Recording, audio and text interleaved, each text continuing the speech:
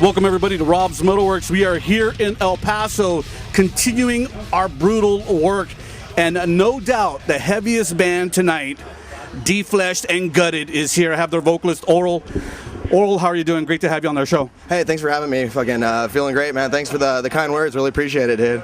Oh man, I just saw you play. You're fucking pretty fucking heavy and brutal. You guys are no doubt pretty extreme death metal, man. Talk a little bit about your beginnings here in El Paso. Actually, we started out as a single member. Our drummer actually composed, he wrote and composed the entire EP. It was 4 songs. He did all the strings and percussion, and he mixed it and had it distributed through actually several labels. And that's what really kind of helped get the name spread out to begin with. Yeah. How long have you guys been around? He did that, I think, back in 2014, and then I joined shortly thereafter with the other stage members so that we could perform live and started writing new material. It's funny that you mentioned the stage performance, because I saw something that was really cool tonight. Your bass player kind of does some growling too, doesn't he? Oh yeah, definitely. We get him up there to do vocals for us because a lot of the songs actually require it. I get really winded when I'm up there, and sometimes he's got to fill in the gaps, and I think he does pretty good. Yeah. We can expect to hear him on the next album. Actually, he'll be doing backup vocals on that as well. So let's talk about what you currently have out in the market. You were talking to me about kind of your first release. Can you share a little bit of information about that? Sure. The Prophecy in the Entrails is a 9-track album that we did, and it was about two years in the making, probably 3. We recorded it, we re-recorded it, we sent it out to a label in Russia who distributed it, and it got a really good response, sold out of pre-orders like immediately, and that really helped spread the name as well. So pretty happy about that, actually. They did us good. You guys are pretty fucking intense on stage. You guys just play El Paso, or do you kind of try to get out a little bit?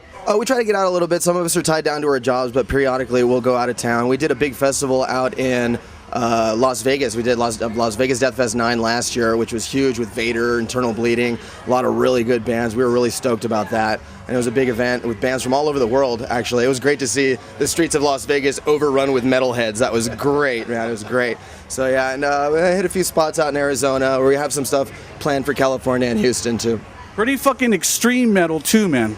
Yeah, I suppose it could be referred to as brutal death metal. A lot of people call it slam. It's got that groove element, and yeah, I think we definitely fit into the slam category. I also kind of want to just comment on something. I found your vocals to be kind of pretty damn unique. You're not just like grunting and growling, but I hear another element in there. I don't know what to call it. I've been doing vocals for kind of like that high pitch a little bit. Oh yeah, actually that's something that you should expect to hear on the upcoming album too. We're trying to be a little bit more diverse, trying to go back to not to stray too much away from senseless brutality, because that is definitely awesome, but trying to go a little bit more traditional, not to be afraid, guys. We're definitely going to be like the blast beat, kind of band that you're familiar with, but the vocals won't change too much, but I intend to throw homage to old greats like Frank Rini, formerly of Internal Bleeding, and old Chris Barnes. So yeah, that's what you get.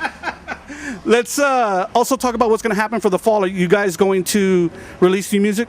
Yes, we actually just last night finished recording the vocals for Hibernaculum of Decay, our upcoming album. It's going to be turned over to Soon Studios with Putrid Coffin Records out of BC, Canada, and they'll be pressing, releasing, and distributing our upcoming album. When will that be out? Right now it's being turned over to the studio, so it's just a matter of how long it takes to mix and master, and then you'll start seeing stuff on Facebook. Nice. Orill, thank you so much for taking the time to talk with us today and sharing all about Defleshed and Gutted. Anything I missed, anything you want to share with people around the world who would see this interview? Keep it brutal. If you guys have an idea, a concept for a band, I mean, a lot of people might say it's cliche to be in a band nowadays, but if you've got to have that release, do it. You never know if it's going to take off. Awesome, man. Thank you so much. Absolutely. I appreciate it. Remember, everyone out there, from El Paso, the band is called Defleshed and Gutted. They're here tonight at the Robb's MetalWorks Showcase in El Paso, number 3. Look for them.